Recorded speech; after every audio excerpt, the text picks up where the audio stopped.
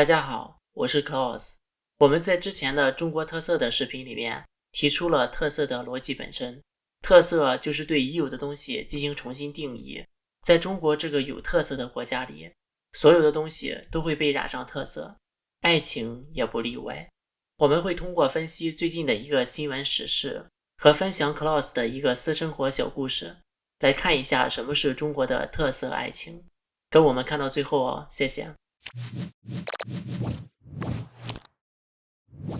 最近从香港逃到美国的严立梦博士的采访，相信大家也都看过。我在看采访视频的时候，注意到了一个细节，我们来回顾一下这个片段。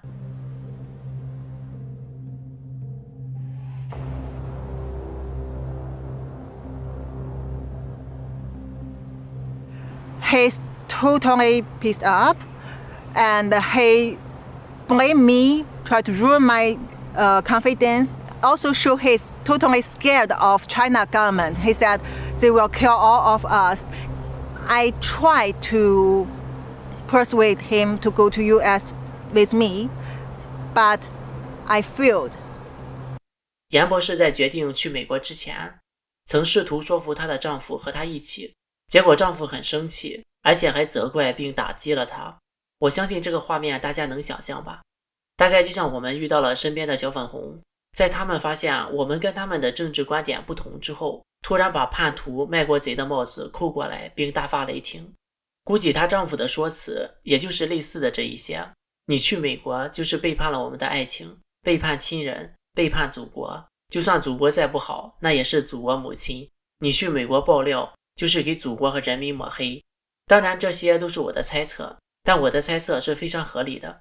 我也有看新闻时事，我有在这个新闻视频下面评论，同情严博士的悲剧爱情。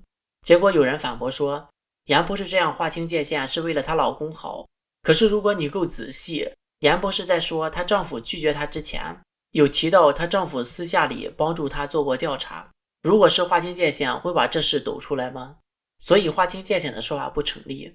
私底下帮助妻子调查，寻求真相，这是人之常情。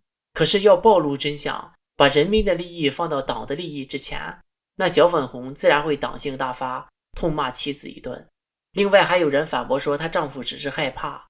首先我来问大家，你们会怕中共怕到不敢离开中国吗？更别说另外一个选项里还有爱情。再说了，严博士一个女孩子都没怕，你一个大男人的怕啥？一个人在政治正确和爱情之间选择了政治正确，那还有什么可以为他辩护的呢？本来我是不想解释的，但是不解释肯定又有人这样反驳。不知道那些反驳我的是五毛还是我们的粉丝朋友。其实我更喜欢那种直接开骂人身攻击的五毛，他们直接表明身份，我就不会浪费时间了。而有一些五毛隐藏的比较深，让你分不清，很容易把逻辑性不强的朋友带偏。所以我建议大家不要去回复那些人的评论。不过呢，评论的多少又影响 YouTube 对我们视频的推荐，真是让人头大。不说这个了，不管怎么样，我在这个采访中触动最深的就是这个片段。严博士到了美国之后就是孤身一人了，不用说她以后都很难再见到她的丈夫。实际上，当她丈夫拒绝她的那一刻，两个人都心知肚明，他们的爱情和婚姻在那一刻已经实际上终结了。我们可以看到她在说她失败了的时候，眼神里流露出来的失落，这让我不禁想起了郝海东夫妇。足球名将郝海东在6月4号宣读新中国宣言，他的妻子同为体坛名将的叶昭莹女士在他的身旁支持他。从此他们两个的痕迹在中国被彻底的抹除。叶女士说，跟丈夫的政治理念一致，在反共的大义行列中，他们手牵手往前走到永远。郝海东也表达了对妻子的感激，并表示没有妻子的支持不会走到今天。我们来看一下这个片段。我特别的欣慰，我特别内心的感激，就是我爱人小叶，对吧？他对我的支持，三观的一致。你知道啊，一个男人，对，当他做出人生最重要抉择的时候，没有家人，没有爱人，对，没有孩子的支持，那是最孤独的和内心的不安定、不安全感。对。但是我特别的，我告诉你，今天，我告诉所有的这些中国的老百姓14亿人，我告诉你们，郝海东一生无愧无悔。为什么？因为有我的爱人。我不说什么别的什么，因为我感觉我值了，因为有这样的人可以理解我，可以支持我，对吧？在这时候能勇站出来跟我一起啊！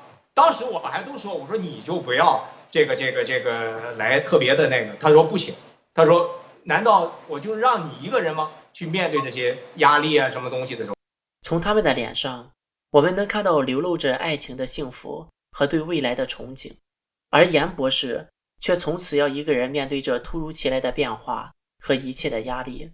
这样对比起来，严博士真的好惨，只能祝福他在美国一切都好，能够再遇知音。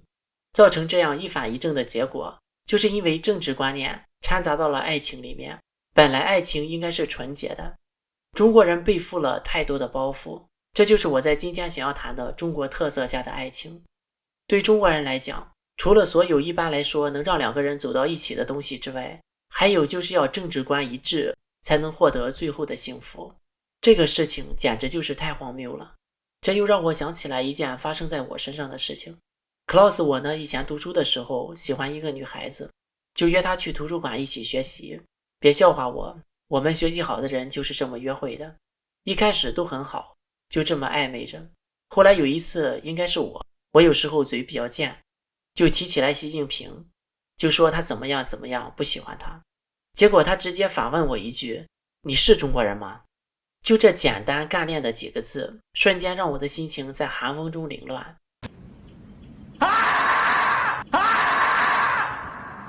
让我无语，愣住了，久久说不出话来。他从此对我的态度180度大转弯，以后再约会他也不出来了。喜不喜欢习近平这个问题在本质上和喜不喜欢吃包子是一样的，都只是一个个人喜好而已。你喜欢吃包子，我喜欢吃馒头，怎么会影响到两个人在一起呢？真的是太荒诞了。这个世界上没有哪个国家像中国一样，因为对领导人的意见不同而导致情侣不能在一起的。特别是对普通老百姓来讲，想象一下，如果一对情侣都是普通人，一辈子也不会接触到政治。一种情况是他们从来不谈政治，所以两个人就一直相濡以沫，白头偕老，成为了爱情佳话。另外一种情况呢，还是一样的，两个普通人一辈子都不会接触到政治的。本来他们非常恩爱，但是有一天突然聊到了政治，一个喜欢中国的领导人，而另一个不喜欢，结果从此反目成仇，吵架分居，最后成为了陌路人。是不是很荒谬？就像我和那个女孩子，说不定本来是完美的一对，只是因为一个猪头肉包子就毁了一段美好的姻缘。当年川普和希拉里竞选总统的时候，两个人票数相当，把全美国人分成了两半，投票都是不记名的，一人一票，每个人都尊重每一个人的权利。很多一家人都投了不同的票。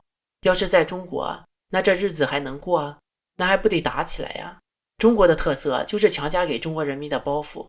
我们讲解中国特色的视频，没有看过的一定要看一下，在本视频结尾的时候会有链接提示的。特色爱情的这种政治包袱一直都压在中国人民的身上，是从来没有卸下来的。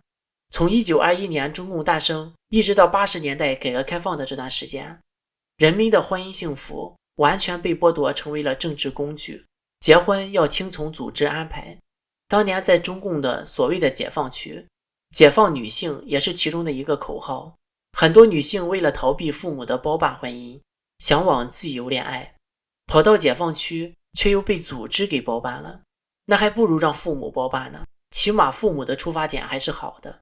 那些年，多少年轻貌美的女孩子充满了对爱情的美好向往，却要为了所谓的献身革命、听党安排，被迫嫁给了比自己爹还大的老头子。